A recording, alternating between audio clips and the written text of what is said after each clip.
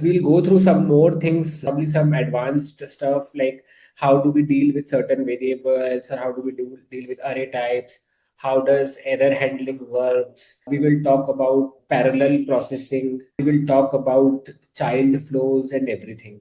Okay, so let's say, let me create one simple flow. Okay, so I will declare a variable here.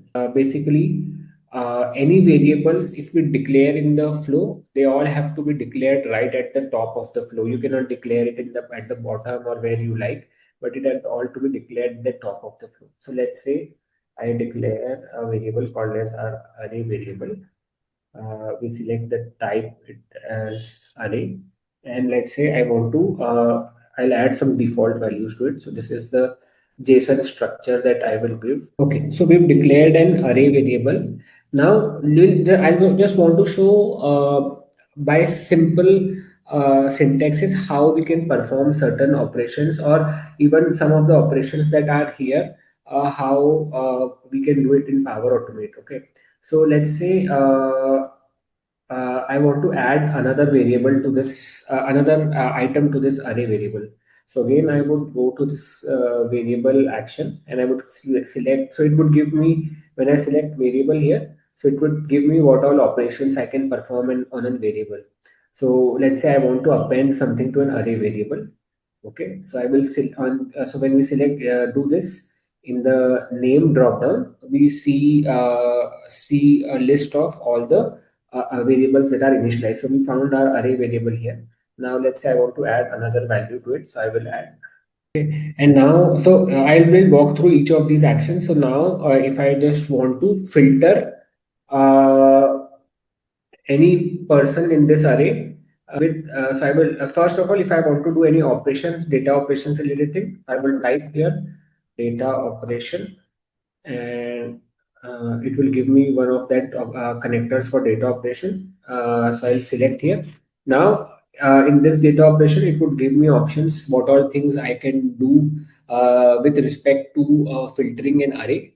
Okay, so we added an item. Now, let's say I want to filter based on a certain condition. So my condition that I want to put is, if anybody is having a salary more than 50,000. Okay, so first what we'll do is we'll select our variable from here, which variable we want to perform. So in the right hand side, if you see, the IntelliSense gives you our array variable. So I will select that variable, and I would say that if the I okay, so here we have, if any expressions that have to be written are written on this tab here. So if I say I want to say any item which contains and we are putting a condition on salary is greater than 50,000. Okay, so let's save this and run this. Okay, so we'll see all operations one by one that we have performed. So first operation is we declared an array. So it created an array of this type. The second operation that we did was we added another variable to this. So we gave this input, and it returned this array with four variables, four items to this array. So now our fourth person got added to it. And now if we, the next is, if we look at the filter operation. So we said, give me all those people who are having salary more than 50,000. So in this case, only user Manish had a salary of more than 50,000. So the filtered output is this. Now again, this is in array format only. So if I edit this again, and if I want to add multiple conditions here, I can add by using an and condition over here, like item, like you put on salary, then we can put it on, if I want to put and name is equals to name contains n. So it would put all the people having a starting name with n and salary more than 50,000. So basically, even if I have to put some code or filter conditions, it is basically very easy to put through some of the syntax that I have in the similar way that I have shared here.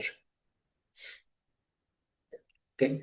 Now I want to show a few more things here. So one of the things that we have here is, I'll go back to our flow from yesterday. So this is the first flow that this is the scheduled flow we created yesterday.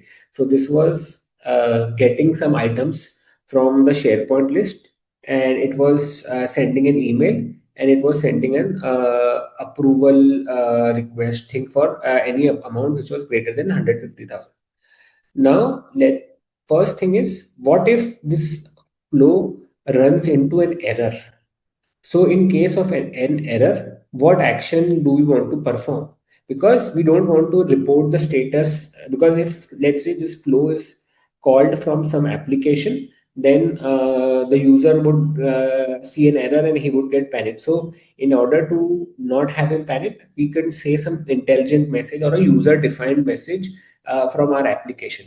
So what we will do is we will try to do some error handling here. Okay, so to do error handling here, so let's say I put, if you click on three dots, and if you see this thing, configure run after. So here it has written four scenarios. If this thing is successful, uh, if this thing is successful, then it is doing one flow. But if I want to say, let's say, okay, wait, okay, let me do this. So let me add another email condition first here. So if you see this thing, this I have added a send an email v2 box. Now if I click on three dots and click on this configure run after settings, so what it says, this would normally, since I have placed it sequentially, it would run after this apply to each is successful. But what if this apply to each runs into an error? What do we want to do? So what I will do is, on this particular block, I would say if apply to each has failed, that means if there is an error occurred in the apply to each, then this particular send an email would run and it would send that email an error occurred while processing. Otherwise, if the apply to each above is successful, then this function, this it will skip this block. Okay, so let me, if I add, let's say, I add an action, I will add thing called as compose. So let's say I do 1 divided by 0. Okay, and try to put away at the top so that those unnecessary emails don't get triggered. Okay, so I have added a thing called as 1 divided by 0. So this would return an error. So let's test, let me save this first. Okay, this is a warning from yesterday. All changes saved. Let's test. Somehow it has let me terminate this thing. It has taken that into account. Actually, I don't know why it is not returning. Somehow it has ran successfully. It didn't, I thought it would error out when calculating 1 divided by 0. But let me see if throw some error here. Now we'll introduce an error with this thing. Now see. So earlier, so now we got an error here, and in this case of error, it would trigger an email for an error occurred while processing. So it would normally, in a successful scenario, we would not get that error. Like we got in the successful scenario, we would not get this error. It would pass those things and send approvals on the team. So this is the difference that I was talking about. That when we introduce, there are errors. So these errors can be handled with proper messages and things. So if I want to copy, see what error occurred, so I can write an expression here. So let me create a variable here. I will compose it. And so I want to just type let know the error message. Okay. So what I would do is I would come to the expression part here, and I would say result of the apply to each that we had, apply to each 0 and okay. Yes. So we have given it, and I will also add here configure after. Okay. So when this would fail, it would populate this compose variable with the error, and we could send this variable in this email also if we want to send. So I've added this variable, basically output of this compose here. I will save. Okay. So this resulted in the error, and if you see the error message, like it did not populate anything, but we can see I will check what is the problem with this, why it's not returning the message. But this is a way by which you can read the error message that has come here. It can be appended in the email, and we can show it to the user. Another thing I want to show here is that, let's say, now see, if right now we have added 5 actions only. Okay. Now, assuming, let's say, we are building some very big functionality, so this would say reach to 50 actions, and then the readability of whole of this thing would actually go away. Like how many times you will scroll and see what is going on. So, as some of the best practices that we do is, first thing is that we will rename all these actions with exactly what functionality they are doing. Okay, so if I say like if I talk about this, so this name of this action is given by the platform itself, but this doesn't give me what email it is sending. So I can rename it as a practice to something like more readable, which can tell me what is going on. Send error handling email. So if somebody is just not opening up all the actions also, it will know what part this is doing. Another thing that we can do is, so there is an action called as scope. Okay, so scope is nothing but a way for us to organize our flows. What it means is that all the similar, let's say, if I'm building a flow, so the first part would be that I'm getting the data from the database. Second part would be performing some operations on that data. Third part would be to update that data into some database. And fifth part or fourth part would be that we are sending some email notifications or something like that. So what I can do is I can group all the same similar actions or the actions which are working on a similar part into one flow, into one scope for better readability in organization. So let's say in this part we are just getting the data and doing the operations on the data. So I could just say this, rename it as scope data retrieval and operations. Okay. Similarly, I can create another scope variable here, which could say error handling section. So what it will do is uh, it would improve the readability of my flow, and it would also organize my flow in a better way. So there would be less actions, and if I have to work on a specific part of that, I will just open that scope and work in that order. So this is on the how to arrange your flows and make it improve for better for readability. Now, the third thing is there's a thing called as child flows. So what is a child flow? By definition, a child flow is a flow which can be called from inside of. Now, you will ask, what is the need of building a child flow? So sometimes what happens is when the flows go to a higher number, so there's a performance degradation that happens. There's a slowness in the performance that we get. So what do what we do in such cases is, for some of the functionalities, we would create a separate flow and call that flow. So basically, that is how we it gave the rise to a concept of child flow. So again, a child flow can be just called by an action over here. So it will say run a child flow, and it would give me all the flows that are available in the system. So right now, this flow is one flow that is available in the system that is available. I can all this flow from inside this flow. So any tasks that are performed inside that flow would also be performed while this one is getting called. So again, the intent here is, if there is a performance hit or we want to do some tasks on a different way, we can we can use this child flows, and through child flows we can achieve that functionality of dividing the different tasks into different flows, and but completing them within one big flow. So let's say we talked about one functionality here, that in this case what is happening is that let me fix this error. Okay, so now let's say in this flow, one of the actions that is happening is, after getting the data, it is sending that email for approval.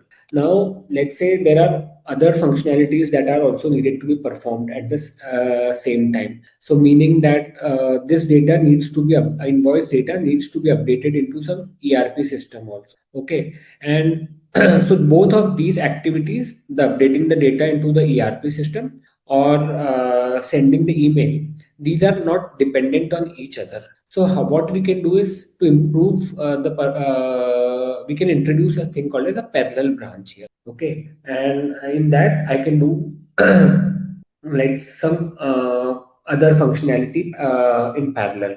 So what that will do is let's say I create. Please, can you repeat the last point? Okay. So let's say, I'm sorry. Let's say in your flow, you have to perform multiple tasks. So one task is sending email, another task is updating data to some system. There could be third more another task that you want to perform. And let's say those activities do not have a dependency on each other, meaning that they can run independently of each other if they have the proper data to proceed. So in that case, what we can do is instead of putting them sequential in a sequential order, there's a thing called as add parallel branching. So if I add a parallel branch here, I don't need to run these things sequentially. Both of these things can run at the same time. So what that will do is my execution of the flow would become quicker. So this comes handy when we have a lot of big flows to develop. So this step comes in handy at that particular point. So if you make them parallel, they get executed faster, and the limit of having parallel branches, we can have at max 8 parallel branches in a flow. So you cannot have more than 8 parallel branches. You can have till 8 branches only. So we talked about parallel flows. Now, so another thing that we talked yesterday, we said that there are around 1400 connectors in Power Platform. Okay, so and for each of them there is a connector available in here. So let's say if there is a system which does not have a connector available for it, but it has APIs available for it. Okay, and we want to integrate with that type of a system. So how do we do those things? So we in that case, what the platform shows us, that you can create your own connector in that. So if I go to our portal here, and this you have to come to the Power Apps portal, and here. Okay, right now we're not getting an option here. So we used to get an option inside here, which says to create a custom connector of our own.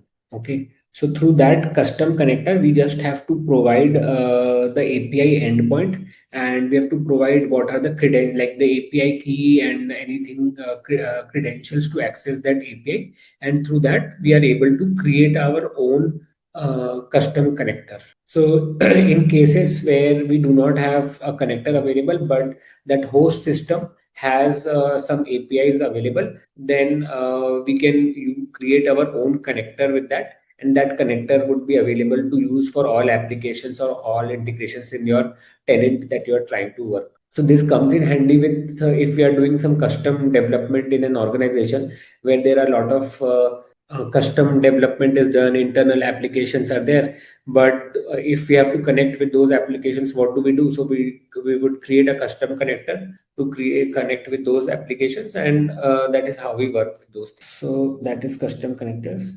So let's say I add another column here, and I want to. So let's say I want to add a column here. The name of the column is department. Okay, and department has a lot of different values. So let's say network IT. Now, what you want to do is, let's say if you want to have a different processing logic for each department. So how do you do that thing? So in our case, let's say if we come to our first flow here, in the demo project, so we are sending an email here, but I want to perform a different logic for every department. So in that case, there is a loop called as a switch loop. Okay, switch. Okay. So inside the switch, what we can do is we can provide which parameter we want to base our condition on. So we'll put a switch condition on department, and we would provide, let's say, I want to put a different flow for IT. I want to put a different flow for HR, and I want to put a different process for finance. Okay, so what we are doing here is for each of these different departments, now we can have our set department wise logic. We don't have to apply any if else condition here. Through switch, we have separated each of these scenarios, and they can run independently now. Every department can have their own business logic written here with the help of the switch control. So now I think I'll walk you through a use case. And so the use case is simple.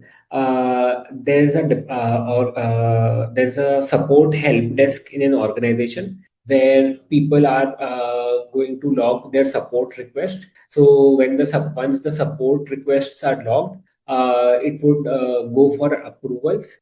Department wise, it would trigger emails to different departments. So we'll need to add some switch case, then we'll add some parallel branching to basically log the requests in a different system. In this case, for simplicity, and we don't have connectors, so what we would do is we would log it into Excel, then we would update some systems, we'll do some parallel branching there. So we'll use everything that we've done today, and towards the end I would show you like how we can connect this to an app, like a user interface. So for how it would run from an user interface, we will also see that. Okay. Flows also can be triggered from here. Any approval flow or any cloud flow we want, we can trigger from here. And in here, we have to specify which trigger would be called, which trigger should be set up to initiate the logic of the flow. Okay. So now let's start creating the use case for today. So as I described, the use case is basically we're creating a place where employees in the company can log some support requests. Those support requests would go through an approval flow, updating in some other system, updating in some external system.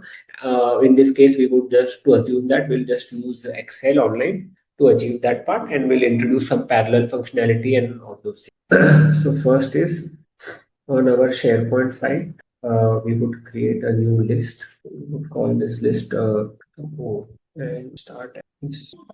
So we prepared a list with some for logging the support tickets here. Now I would go to online. Okay. Report log. Let's put this name here, and I would make this table as request table. We'll create some columns over here. Okay, so we have created one SharePoint list. We have created one Excel. That would be our destination system. And so we'll go back to our solution here. And in this solution, this is our demo project. We'll create a new flow. Yeah, this is that link of custom connector that is showing up here. Now they've moved that link. So uh, I'll cover this again, but this is the thing, the other thing that I wanted to show on the custom, and I'll cover it later. But let's continue with it. So suppose request flow, and so we will do a thing called a SharePoint. So when an item is created, what that means is whenever a new item is created in the subpoint list, this flow would get triggered. Okay. So first we would create a scope variable here to organize our flow better. We create and I would so in terms of when we talk about error handling, we do build like something like a try catch block and do the error handling like that. Okay, so I'll rename this scope to a try. I will add another scope here as and another scope as, so we caught the error. Now what do we want to do after getting the error? So so now in the try block is where we would do all our operations. So first let me initialize some variable over the top. So one variable is approver email and make it as a string. So, so this variable we are initiating putting here. In case there is an error or something, then we want to retry that request, or if the systems are busy, then we want to do some make a retry. Then we can use create a variable like this, and this would retry the thing. And also, I would on rename it initialize to email. And we'll add another variable here. So we have created three variables. At the top, we have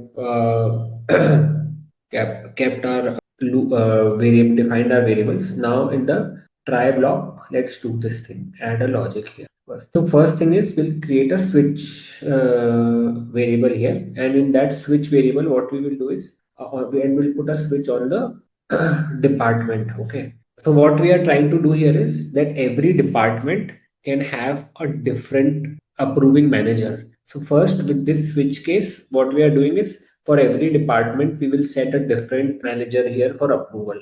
Okay. Since in this case, I am the only one here, maybe I'll just set my ID here. Similarly, we will set for HR, and we can do a default case also here, that if in case any other department then IT and HR comes, then set someone as default. So instead of like what you're seeing right now, right? Instead of case one, case two, case three, I've renamed this thing, so the readability of the entire flow becomes better. Okay, so here we have added a switch condition to determine who is the approver from a department person. So now we will do one more thing. In this try, we would add an action. First action is, so whenever a ticket comes, we would log row into our database, into our Excel. Okay, so where is add a row into a table. We found our file over there. We do one more thing. So we have made this into a table. Count the flow. मैं इसको एक बार delete. I'll delete this thing and add it again, so it will take the changes that are done in that Excel sheet. This is the table one that we created in this Excel sheet, and it has brought up all the columns that are there. So now we would, from the from the data that we have received from the when this row would be created, we would start entering all the things: ID, title, description, study name. So since this is a new request, so for this logged column, what we'll do is we'll put an expression over here that this request is logged at right now only. So we'll put format date time. We will say get the correct time from right now, and we would put it in a format by mm tt ss. So we are logging. ये column हमने बनाया था क्या इधर? हाँ, okay. And then what we'll do is, so when we added this task of logging the request, now we would add a parallel branch. So what that parallel branch would be is that it would send an email to the concerned department that there is a request for your approval. Okay, so we'll send that email. Okay, in this case, we would send it to any department, or we let's say I want to send it to a department, or I can just right now just put my name here, or we can read that approval variable over there. So we are sending this, and we are saying this new support request, and we would give and we would also mention the request ID of this particular request. We would write hi. Okay, so we have okay, so what we are doing here is that we are sending the email. We are sending an email to the concerned department that there's a new request. Now I will add another action here, parallel branch here. So what that parallel branch is doing, we would get a new support request. Now we would update the status of that support request to pending. Okay, pending approval. So update, and we are just going to update the status as pending approval. So wherever in that SharePoint list, wherever it would meet this ID, it would update the status to pending. Okay. So let's first test the flow till here only, and then we'll add more changes. Okay, one more thing we will do here is in this flow, we would also update the approver email here. Who is the approver of this particular request? So we've added all this thing, escalation 0 by default. Let's see. So this is saved. Now I will actually, our flow is running. Okay, succeeded. Okay, so first thing is we should be getting an email. So we got this is a new support request. Details are mentioned. So these are the details we received. Now Okay, now we go to the second thing. We will go to our SharePoint list and I will refresh it. So if you see here, the status of this ticket is now updated to pending approval. I think we did not save the approval after we did not save the flow after adding that approval email, so it did not show over here. So, but the status got updated here. And if we go to our Excel, this ticket is logged in the Excel now. So one thing that I want to show here is, so if you see this thing, all these three actions executed in parallel, they did not have a dependency on each other, and these three happened. The execution happened in parallel. There is no dependency on each other, and so if let's say there are otherwise this would have taken another 2 more seconds to execute if we would have put these sequence. Okay, so now we'll include the approval process to this workflow. We will add some polling logic to this, and we will apply some more conditions over here to see how this develops further. So now we will add part of sending this request for approval. Okay, so I will look for an action called as start and wait for an approval. Okay, so I will open this thing. So I would say this respond whoever, like if it the idea behind this is if it goes to multiple people, then we could anybody who responds to, like normally this type of request go to a group of people and anybody from that group can approve it, so then the request would be considered as approved. Otherwise, if we want everybody to approve, we can select this first option where everybody should approve or first to respond, or we can build custom where we wait for all the responses, meaning some can say approve or some can say reject, something like this. So or if we want to build a sequential approval, meaning we build an approval chain in this, and through that approval chain request approval flows. So let's select this one first to respond. We can create a title, something like this. So let's say concat. We'll build a string something like this. Approval needed for request. We will concatenate the ID of from the return that we received. I would say variable, so who to send. So I want to send it to our approver email only, and I would can include the details like here are the belong this, and so we have done this thing. Now, what we will do is we will check for the status of this approval. Okay, whether it's a approve or whether it's a reject, and what options we have to take in case of whether it's approved or reject. So I will add a condition like an if else kind of a control over here. When we'll put the condition over here, so we will say if equals like equal to the output of the previous step, output of start approval. If output of this is equal to approve, if the output of the previous state is if this output equals to approve, so if this condition becomes true, then we will perform the actions in yes. Otherwise, we will perform the actions in no. Okay. Let me add us over here. No, actually, if this is equal to approve, then we would do the steps in yes. So what we will do is I'm copying this action and I'll tell you what we are updating over here. So we can copy also actions and update them with some related if the content is similar. So now if so we can once it's approved, we can mark the status as approved. Okay. Then I would say we can update our Excel. So let's say in the Excel also, I would create another sheet here. Let's say called as a completed request. Okay. And I would add some columns from here, or in fact all the columns from here.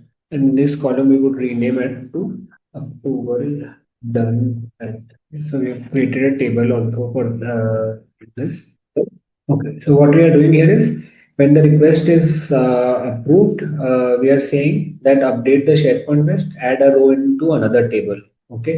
Maybe for no, let's say in this case, we don't want to perform any action. And I would add another step here. So let's say if this request is gone out and the approver is not available. Okay. Then how do we handle that kind of a scenario? What if let's say the approver is on leave, then can we introduce a mechanism that after a certain point of time we can send it to some other approver in the chain? So let's try to build a logic for that. So what we will introduce, we will introduce a action called as delay. And since we are okay, and I would okay, so specify the count of minutes. So I'll say if it is delayed by one, okay, then we'll fetch the current status of the item. So get we will get the current status for this particular request ID from the database, and we will see if the status is equal to pending approval, then so we added a variable set we added a variable earlier called as escalation counter. So we will increment that to one increment variable. Okay, and we can put another condition over here that if escalation counter is greater than one, that means if the value if it's been escalated more than 2 minutes, then what we can do is we can do another action over here. So in this case, we can send it to his generate an email. So let's have it's okay, and we can say approval pending, and we can say there is an approval pending for support ticket. Please take action. So this is a generic email I've put which says that in case if nobody is approving that ticket, then if we are updating a variable called as escalation counter, and if its value reaches more than one, that means if it's more than 2 minutes, then we initiate another email saying there's an escalation that we want to do. So please assign somebody else. Okay. So let's save this and we'll run this thing again. I will go back to my SharePoint request. Okay, so we logged another request in the system, and we will wait for the flow to run. So our flow has started to run. Okay. So first we get the first email that is from the like last time that there is a software installation issue that is there to take an action on it. And then other than that, so now if I go to Teams, maybe okay, yeah. So we got an email approval email through Power Automate that there is an approval needed for this request, and now again it is asking me for the approval on the email itself. Okay, so now what we will do is we will wait for some time over here. I will open this over here, and so we are waiting for an approval over here, and we are waiting here for the delay also to happen. We'll wait for 2 minutes to for this process to complete, and then we'll see if there's another email for triggering escalation that gets generated on that. Also, I think नहीं, वो तो email के बाद होगा. So in our Excel also for the second ticket also logged about software installation issue. Now we have to see once the approval is done, then we'll see it is logged into the second completed request table also. Normally, we should have got that. We should have seen that email on the. Okay, I will approve this request for now. We'll see. We'll see what happened here. I'll go back to my email. So first thing is in our completed request tab, this ticket approval request is logged. So if I look at the if part of it, this worked. Basically, it's found that the request is approved, so it updated the SharePoint list also, and it updated the Excel sheet in a different table also. So all that is done now. And if we go to this part where it is still running. I don't know why this is running. You can cancel it.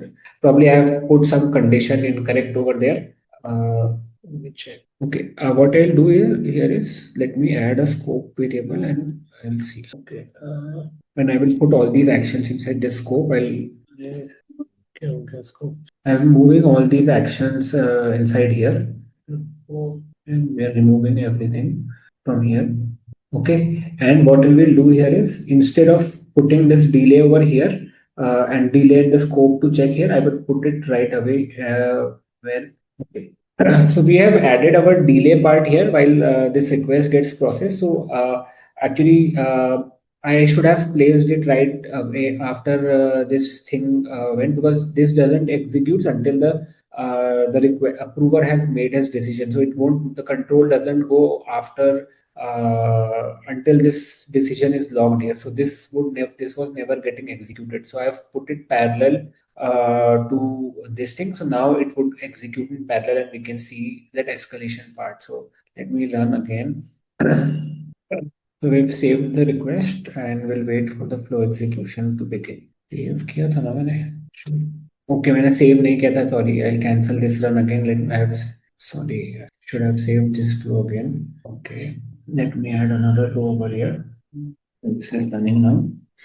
Okay, now yes, this is the part where now it has executed delay. Sorry, फिर से I've added another wrong condition. ये चल जाएगा but the email would not trigger somehow.